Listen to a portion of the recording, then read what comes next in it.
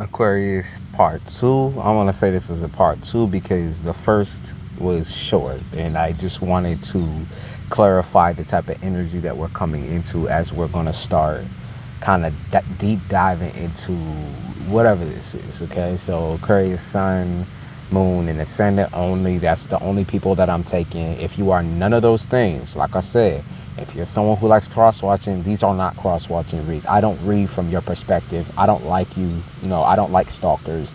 I don't like people who hyper-focus on what other people are doing. Like, you can't stop brown-nosing. You can't stop sniffing other people's faults. Like, you know what I mean? It's like, to a certain extent, it's like you can't even ask that person how they are or who they are or what's up with them. You'd rather just stalk them. And to me, like, that's kind of a problem today with like trying to socialize. It's like, if you're not willing to say exactly what's on your mind or have direct communication where you can also kind of like be thoughtful and protect someone else's feelings as well. Like, if you're not willing to be direct, then you have a problem. Okay, it's the problem is you and also the other toxic people in your life. It is not Aquarius. So don't get it twisted. Yeah, I'm not saying that no, Aquarius can't be toxic. I'm saying you are also toxic. You are also part of the problem, not a part of the solution. So anyways, I want to say, Aquarius, like, we've been getting this spiritual attack energy. Okay, spiritual attack energy. This zero in, or like, it feel like this buckle down effect. I don't like whatever this is, because to me it feels suffocating. It feels like egocentrism, and what I mean by that is like someone is all about them and not about you. Does not love you, does not care for you.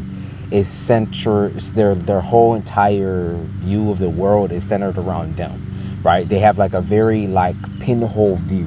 It's like someone who's looking through like the keyhole or looking through like a little tiny hole in the wall. They can't see the whole situation. They can't see what's laid out on the table. They can't see what you are doing or what you are trying to do, what you are trying to be about. There's no change here.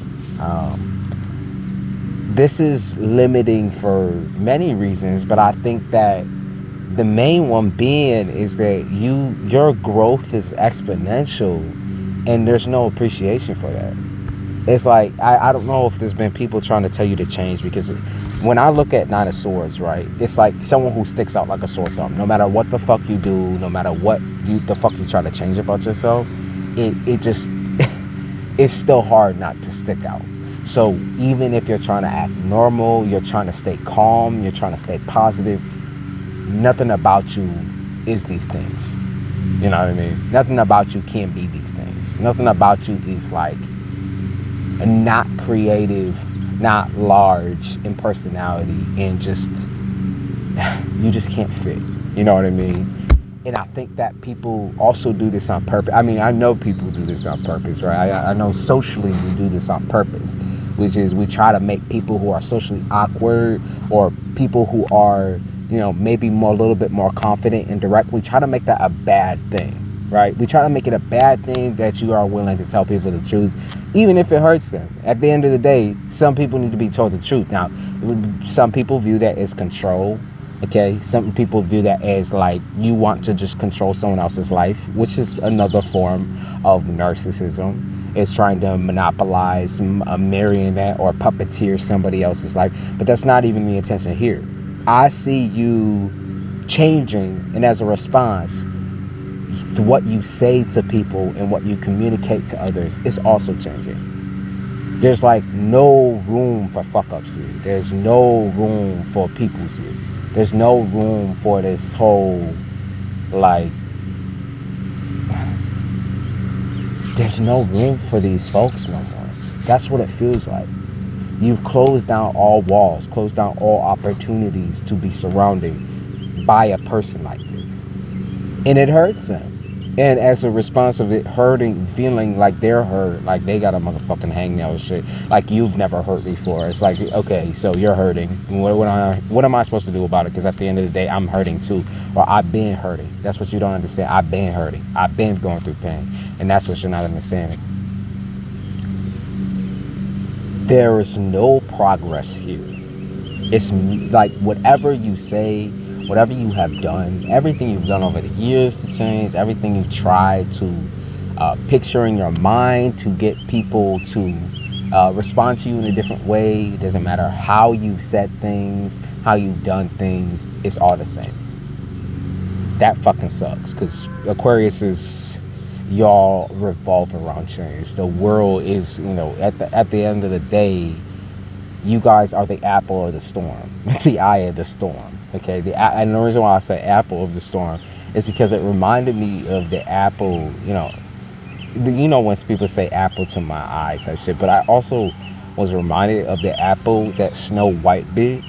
It's like that shit was poisonous, but at the end of the day, because of that poison, she was able to come up so much. She was able to come out of the forest. She was able to be saved. She was able to have like whatever was considered in that particular cartoon, a gorgeous, like blessed life, right? Regardless of her eating an apple from that dirty ass witch, right?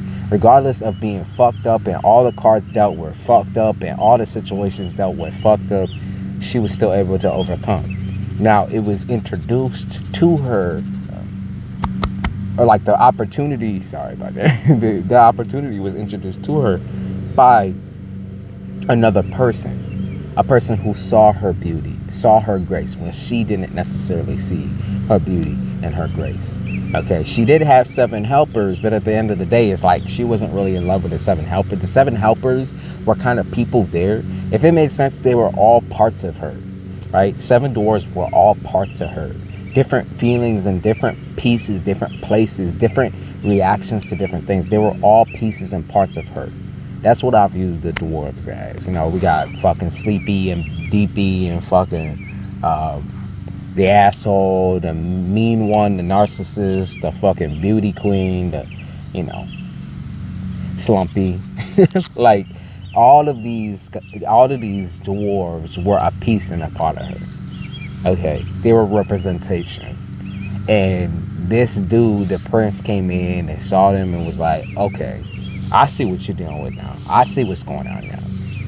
And I don't think that there is a person like that here in this world that can see all of you and love and accept all of you. Does that make sense? And this isn't to take out hope and like kick the stool out from under you or nothing like that. Because a lot of good people believe in a lot of good things and a lot of love, right? No matter what, love prevails. That's what people say, right? And now, in my view of this, no matter what, you can love yourself. No matter what, you always have love for yourself. So at the end of the day, when nobody else is accepting you, when everyone else is kicking you to this fucking side rail and telling you to go fuck yourself, when everyone else is abusive or mistreating you, you need to be able to at least treat yourself well. Okay? At least. That's what I'm saying. And in the least, you need to be able to look at yourself and have sympathy and have that maternal nature and that paternal nature and to caretake yourself. Okay? Stop focusing on caretaking others, babying others, rocking others back and forth. Because the Empress does not represent somebody who's going to sit there and listen to everyone's tears and everyone's concerns and everyone's problems and da-da-da-da. The Empress is stronger than all of that, right? The Empress doesn't resort to revolving herself around fucking fools who don't know the basics and the simplicity of like caring about somebody else or loving somebody else or like being able to hear somebody else for once. It's like the Empress has a mission and she knows she needs followers on her mission. And followers, they need to be smart enough to put themselves in her shoes. They need to be smart enough to put themselves in everybody's shoes so that she's able to create a socially acceptable group, a group of people around her, a comfort around her that does not trigger or cause discourse. Okay. I'm going to pick a couple more cards and then I'm going to hop to the next reading. But King of Pentacles well, it is someone trying to like rule the world, rule life, rule finances, rule money, be the most successful of the family, be the most successful of the relationship. While that is like a priority of yours, is to be successful without anyone telling you to be successful, without anyone telling you to do so. That feeling, that courage that you start kind of like picking up, I think once you start really once you stop listening to everybody else, once you start shutting everybody out, that courage that you get comes from all the energy that's being returned to you after they've used and abused it, right? When you decide to say, I'm gonna block you, or I'm gonna cut you off, or I'm gonna mute you, like I'm not even gonna respond to you, no, I'm gonna back away from you, that's all your energy being returned to you after being used up, right? Be used like a motherfucking tissue, right? It's like right after they've wiped their ass with you, blow their nose and all that, wiped up their blood or whatever. This is the all that, once you pull away finally and just say, fuck you, fuck no, I'm not gonna deal with you, that's all that energy being returned to you. Okay. And I think that's what's happening right now. Now, this doesn't mean it's going to return forever. That's the one thing, like the confidence and all of that is bad. But what I mean by that is, if you continue to allow others to try to hold you down, if you continue to allow others to make you feel like shit over your own life's decisions, because let's be real, this is your life. Okay, this is your life, and you need boundaries in your life. You need walls in your life. You need a castle in your life, bitch. Like, you just do. You need your own castle. You need your own place where you feel safe, where you feel like you don't want or need for anything except for yourself, except for your own self-care, right? This is not the best place to be selfless in your life, okay? And I know a lot of you guys, you want to give to others, you want to make sure everyone has a roof over their head because nobody else did that for you, and make sure everyone's got food, this and that. Like I said, you want to make sure everyone wants to want for nothing, right? And it's a little bit different if you have kids, because no matter what, yeah, you definitely should give to your kids. But also, if you're going to give to your kids, also show them how to be strong, okay? Also show them how to take care of themselves, because at the end of this mission, what matters to them most is not the money, it's not the finances, it's not none of that. It's you and yourself and how you hold yourself. And if you don't hold yourself to a standard, if you don't hold yourself in high esteem, if you hate yourself, your child mimics exactly that. And say you're a pretty confident person, but you're with somebody, romantically involved with somebody who hates themselves, who hates you too, because they hate themselves. They can't accept the fact that, they are with somebody like you, or they can't accept the fact that they are attractive or kind or beautiful in their own way. That's not going to be good for a child to see. A child instantly takes that in, and that's what you are your child's self-worth. Okay, that's what I want you to understand. Until that child becomes an adult, becomes grown, you are your child's representation of self-worth. And if you don't pick yourself up and dust yourself off, you will not be able to be a positive influence on your own child. Okay? You just won't. I'm going to pick another card. And maybe this is y'all's experience. That your parents were just never ever a good option for looking up to or looking at, but you did anyways because you couldn't help it, because they were the only people around you that you thought you can trust, you felt that you can trust, and as a result, look how fucked up it turned out, right? Look at where you ended up, at trusting the people that you thought you could trust, because everybody else be trusting their parents, or everybody else, seems like they had at least one person in their life who was solid, and look where you ended up, right? Maybe unsolid, maybe fucked up, but at the end of the day, even though you're fucked up, you will prevail. That's what I'm seeing. So your sense of self, it needs to be broken. What I'm feeling is that your sense of self needs to be broken down and rebuilt, and that's why we have the tower here. Your whole sense of self needs to be broken down and rebuilt, all over again. And I know this is going to be rough and rocky because it's going to require you to cast a bunch of people aside, to stop looking at people like they are your friend, because they are not your friend. They are your enemy. Stop looking at people like they are your lover when they've never done anything loving for you. Stop looking at your parents and your grandparents and your auntie and your uncle when they have done nothing for you but berate you and try to change you and try to fuck you up. Never let you be yourself. Never let you just settle in your own skin for 5 seconds. Always trying to make it out to be that they had it worse. So they want to change you and do this and do that. But it's like, yo, for real though, like they had it worse, and yet they projected every ounce of that worse or hell, that horrendous motherfucking life that they had onto you. And they made you into a piece of hell. Let's be real. So let's switch that up, okay? And you're gonna need to break yourself all the way down. And the only way to do that is to remove everybody. Everybody, you know, minus your kids. Minus your children, minus the people who are innocent in this situation. Because the only ones who are innocent, your pets and your kids. I'm telling you straight. That's the only people who are innocent in this. I'm saying not your lover, not your family. The only people who are innocent in this is your kids. Okay? That's the only way you're going to ever learn the sense of discipline and the sense of change and the sense of self-worth is if you get away from those you call your family, blood or not.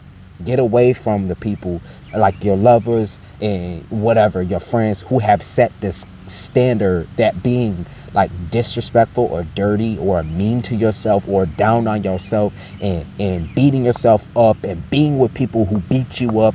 It's like, get all of that. Remove them. They're done. Okay? All of them. All of them.